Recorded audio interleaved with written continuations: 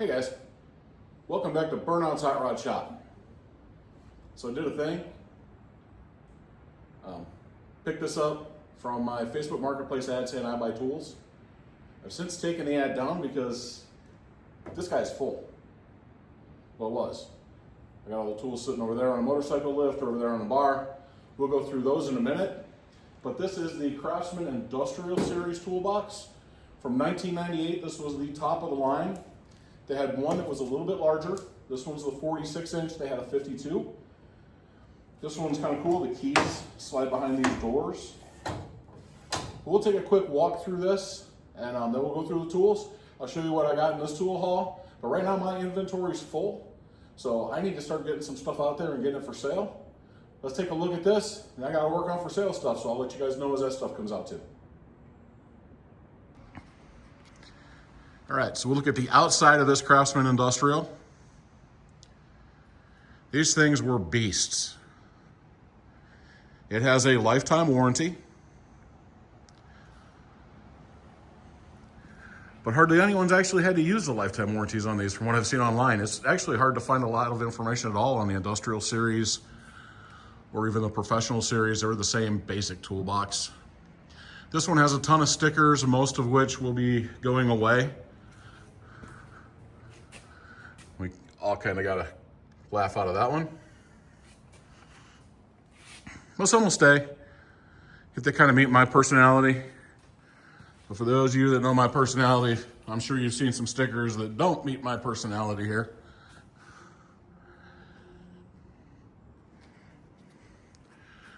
So we go through, this is one of their first top deck boxes.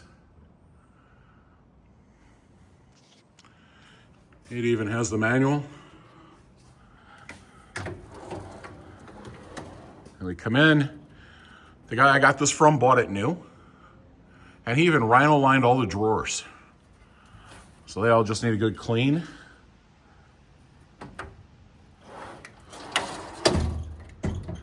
Unfortunately, this is still pre-soft close. But everything kind of latches in, so it's a grip latch system. So when you get it right here, it holds. A lot of the same. We've got a deeper drawer here. And these are all deeper than the standard Craftsman toolbox. It is, I think, 22 inches. Or 24 inch, I think it's a 24 inch box and the drawers measure 22. The frame on these is a tubular steel frame with steel sheets hung on it. So a little different than a standard Craftsman box where the exterior was part of the structure. It's all rollerball tracks. You see, if you look at the date code, it was produced November 25th of 1998. That's that KBA-25. 25 is the day of the month. Or sorry, K8A. K denotes the month, which is November. 8 is the year of the decade. So that's 8. And then the A is the decade, which is 1990s. So November 25th, 1998, I think the day before Thanksgiving, this guy was produced. And all the drawers are similar, all in really good shape. It's got the raised white letter Craftsman tires.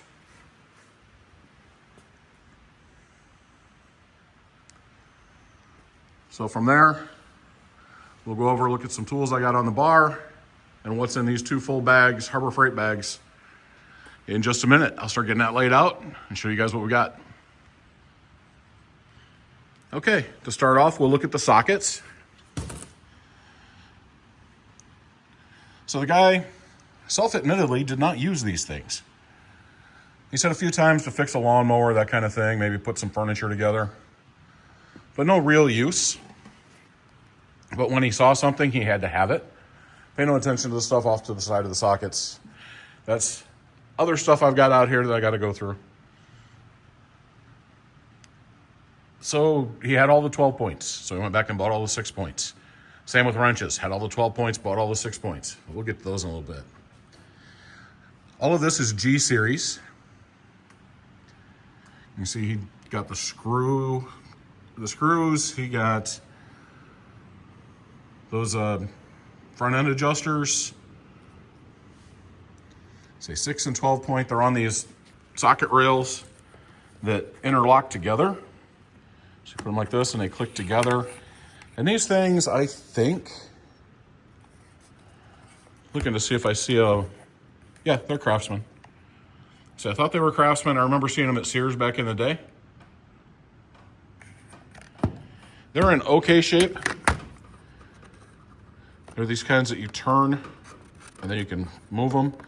And you turn it back and it locks it into place. There's a few that are broken.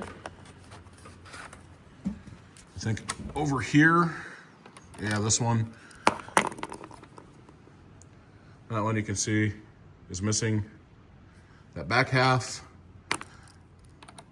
There's a couple of them like that. We go over here, there's even more sockets. He had that top drawer on the bottom box full of all these socket rails that we've just looked at on the bar. These ones on the bar table were in the drawer underneath. These are still locked together. I don't know that I'm going to use these socket organizers. I like them because they're period correct, but I don't like how much space they take up. So we've got all the swivels, the quarter drive swivels, metric and US. We've got 3/8 swivels.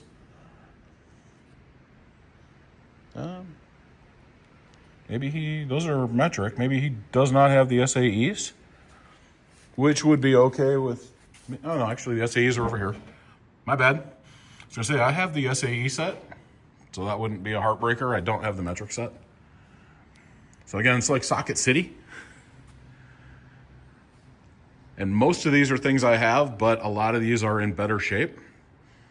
These are all, everything I've pulled off, I've done random looks at each set, and everything looks to be a G series. G is a good series. Nothing wrong with G's. I know some people are V only. I like V's, flying V's, of course. Single line V's, double line V's, VAs, but G's to me are right up there with them. So I'll get all this stuff moved out of the way, and then we will start looking at what's in these two mystery bags. So we'll start off with the non-Craftsman stuff. It was in the top of the bags. Couple cobalt tapes, a green line, I think 240 foot,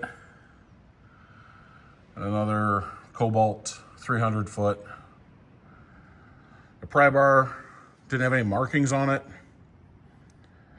A couple of inspection sticker scrapers.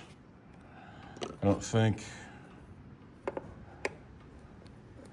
no markings.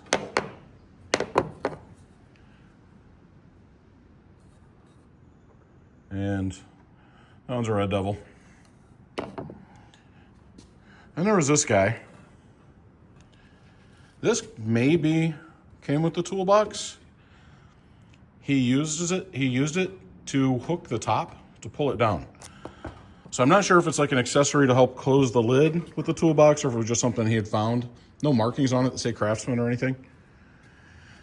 And then a couple of Harbor Freight liquid transfer pumps. Those are always handy to have, especially with these newfangled gas cans we have where it seems like you pour more out than into where you want to go. These help with just taking the lid off, sticking it in there, and pumping what you want out. So, again, that's kind of the non-Craftsman stuff that I found right on the top. We'll dig through the bags and see what else we have in here. Okay, next round. We'll start up here. Got the full set of standard black handled pliers, the full set of needle nose black handled pliers, the full set of groove joint black handled pliers, And then we move down here into the Craftsman Professional. Black handle with the gold band. With the plier set and the 2 adjustable wrench set. Then we go into a set of chisels. A set of Craftsman files. I don't know that I've ever seen the Craftsman files other than in the store. We've got a lady's foot, Craftsman rubber mallet, Craftsman saw, the claw hammer, clamps, an oil filter wrench. I'm not 100% sure that this is Craftsman, but it does say made in USA and wear gloves. So it may have come in like one of the automotive kits and just wasn't stamped Craftsman. A multimeter, the Craftsman grabber. This one I thought was pretty cool. It's the Torx keys. So usually I see the hexes, but not the Torx in this metal case. Impact driver with bits. 2 pair of metal shears that are actually Sears branded. Craftsman tape measure. So that's this round on the end of the bar. We've still got some drivers to go through. Some robo grips, some non-Craftsman stuff, some wrenches, and some ratchets. Now we'll take a peek at some things with black handles. A lot of professional stuff. We'll start off down here. These are not black handles, no professional. But they're Buck Brothers wood chisels. Found those in there, and Buck Brothers is an awesome brand, so I put them out here. But here we do have the black handle Craftsman Professional Torx. So T10, T15, and T20. We move on to the Craftsman Professional Phillips screwdrivers. You can tell which ones were used most often. And then the flat blade Craftsman Professional screwdrivers. Again, you can tell which ones were used most often. Up here, 2 magnetic bit holders, and then the little stubby socket driver. And then we move into the robo grips. And if you didn't know, you can close the robo grips. I actually didn't know that until recently, and I saw somebody show me on a video. But basically you just you close the handle to the end of the track. You can see you got the little catches, and then push the top handle forward and it locks it into place. These are the Craftsman Professional small drivers, 2 Phillips, 2 flat blade. They spin around the red end, so you can put a finger on there and twist with your other fingers. And then 2 captive fastener drivers.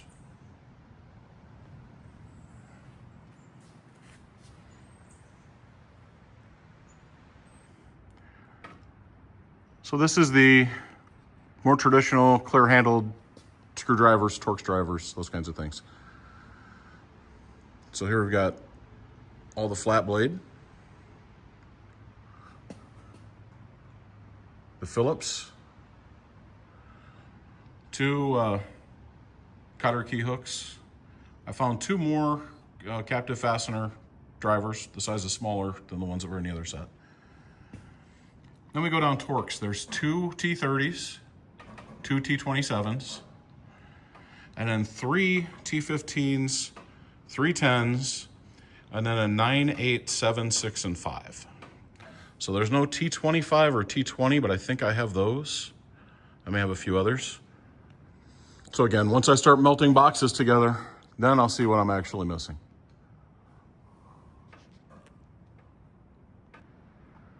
Next up, we're gonna look at ratchets, spinners, extensions, things that make sockets go round. So we'll start right up here and work our way around in a circle. These are the knurl handled spinners. Handy to have. I've got a couple sets of the older style and then this style. As we come across, we've got the 1/2 inch flex head, made in USA. The 3/8, again USA. A Flying V 1/4 inch breaker bar. And then another made in USA 1/4 drive ratchet. Get into the more standard 1/2 inch stuff. We've got 2 ratchets. They're both the 44809, but 2 different plants. And then 2 different lengths of breaker bar. We come down here. He did have 3 of the Chinese ratchets. They're still nice. You know, well, I don't go for the Chinese stuff or the Taiwanese stuff right off the bat. I keep these in the house. They're good for doing small projects around the house and that kind of stuff. I don't worry about them breaking or anything. They've held up well. Here we've got some extensions. Probably the notable one is the flexible. I have not had a flexible extension before, so it's nice to get that. Up here, we have each size of universal joint. This one up here is a Taiwanese, I think. Then we've got adapters, so 3/8 down to 1/4 or 1/2 up to 3/4. And then a stud puller. And the long extension, I think that's I'm not even sure, 22 inch, 21 inch, whatever that size is. And then the ratchets that really caught me by surprise when I opened the drawer. He did not send me any pictures of these. When I opened the drawer, I had to pick them up and see if they were the Chinese made ones. And much to my surprise, they're all USA. So these are ones you just don't see often. This one's the 44814, 1/2 inch drive. The 44813, 3/8 drive. The 44812, 1/4 drive. Then we've got the 3/8 drive flex head, which is the 44834. You can see it's a VM USA. Here we have the extended reach 3/8, and that's a 44833. And this one is a flex head. It's the 44835, and it's also the one with the bent handle on it. I forget what they call that now. Drawing a blank. And this one I never remember seeing it in person. I may have seen it in the store back in the day. But it's the 44836, and it's the plastic handle flex head. So the fact that he had those, I was like, wow. Like I say, I do not see any of those very often. I've seen a couple of these, and they've look like they sat in a mud hole, the 2 or 3 that I've seen, and the finish was all gone on them. And as you can see, these are sweaty. They're wet because it's a humid day here in the Poconos. And that's why a lot of these tools have the little bit of surface rust. I know you guys saw it with the screwdrivers and with a few of the other tools. We're constantly fighting the moisture in the air, living in the mountains, in the woods. So I'll have to keep up on them. But that's ratchets, spinny things. And we'll move on to wrenches, and that should be the last of it. Next up, we'll look at metric wrenches. There are 2 skips in here on the big sizes.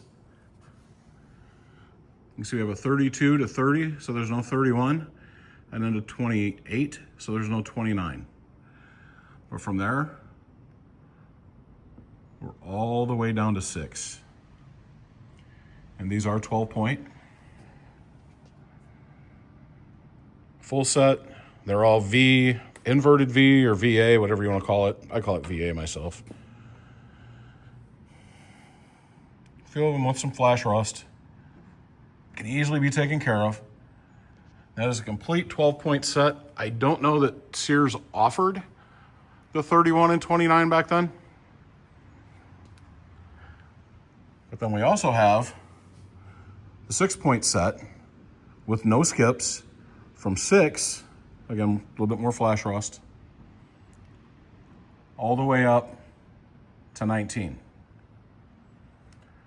Those of you that know Craftsman know that that is a hard set to find. So those are our metric wrenches.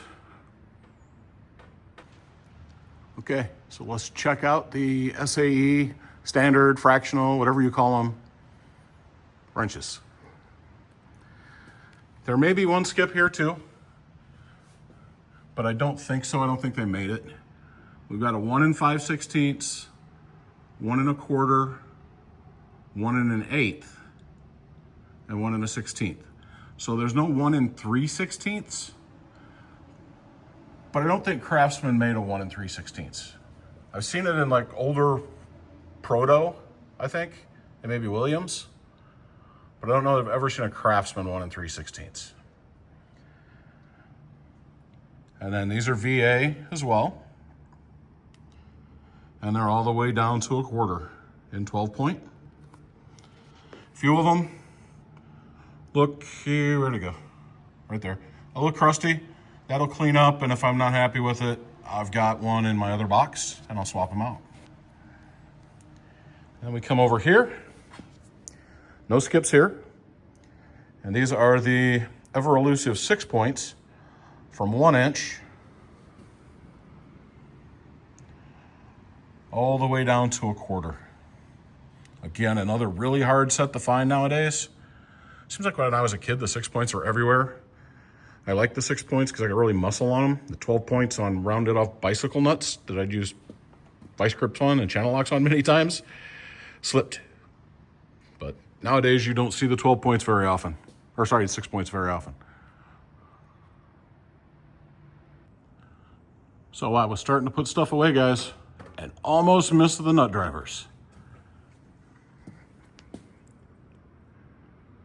You can see we got the standard length and stubbies. What I find interesting is the stubby has one more on both metric, and then this is the SAE. And the really cool thing here is check out this one. It's misprinted. It's Craftsman. I always like the misprints. I think it's because I see so much Craftsman stuff that the oddities fascinate me. And these are the SAEs. All really in nice shape. And the stubbies, again, as you Craftsman guys know, the stubbies are the more sought after ones, harder to find. I've never caught a stubby in the wild, and now I caught both sets at the same time. Well, guys, I hope you enjoyed this episode of Burnout's Hot Rod Shop. I did. This was a dream come true for me back in 1998. In 1998, I had 2 small girls. They would have been 6 and 1. And there was no way, I had started my first engineering job, but I wasn't making money to go out and spend. This was a $3,000 box in 1998. I wasn't making money to go out and spend $3,000 on a toolbox. So instead, I bought that guy over there. See if I can turn and get you guys across there. You see the 2 black ones, the one nearest to us, nearest to the fan. I bought that one about that same point in time. And it was about $300, $250, something like that. This one, every once in a while, you'd see it on sale for $2,800, maybe $2,500 at Christmas time. Still, way out of my price range. I always thought that would be a cool box to have. And now I've got one. And it came full of tools. And while I'm not gonna let you guys know exactly what I paid for it, I told the seller I wouldn't do that. He said that he has seen the channel. And when we talked a little bit, I won't put that out there. He wasn't comfortable with me saying it. But I will say for this box, full of all those made in USA Craftsman tools that you saw, I spent less money than if I would have bought just a comparable empty box, US General box from Harbor Freight. Now this is kind of between two of their sizes, so you know, either one of them. You can look at either one, it's less than that box would have cost is what I paid for this. With all the tools in it, a lot of great tools, made in USA box with a lifetime warranty, made in USA tools with lifetime warranty. Unfortunately, you end up, if you have to turn those tools in now, you get a made in Taiwan tool, but it still has a lifetime warranty at least. Usually when I break them, I keep them. I like to have, I've got over there, I've got a couple tools that I've broken. Not many though. These don't break that often. And honestly, the made in Taiwan ones I have not broken. I've broken one, and it was a switch on a ratchet. And it was because I was taking a bolt off, or a nut off the end of a bolt, and backed it into the strut on the car. And I was hoping, I was like one turn away, and I was hoping I could get that turn, and when I did, it hooked the switch and popped the switch off. So that was kind of on me. But again, I hope you enjoyed this. There is way too much for me to list as a favorite, but probably this right here, just because that was my dream in 1998. A new dad, a new engineer. I wanted this box. And here we are, almost 30 years later, 28 years later, I've got this box. It means a lot to me. You guys keep watching. I'll keep pumping out all this cool content. Hopefully you enjoy it. You know, we're getting into the swing of the spring and summer season, where I don't want to be buying tools from people like this, just because it takes the fun of walking around the flea markets and getting some exercise in. So probably wintertime, I'll pop that ad back up after I've depleted some of the inventory. But until then, watch the videos I get, watch the small tool hauls. I'll probably continue with the format of fixing up one of the tools that I pull out of the haul. And give me your commentary. Let me know what you guys think. This was a really fun one for me, really near and dear to my heart. You be blessed. I'm Burnout. I love you, and there ain't nothing you can do about it.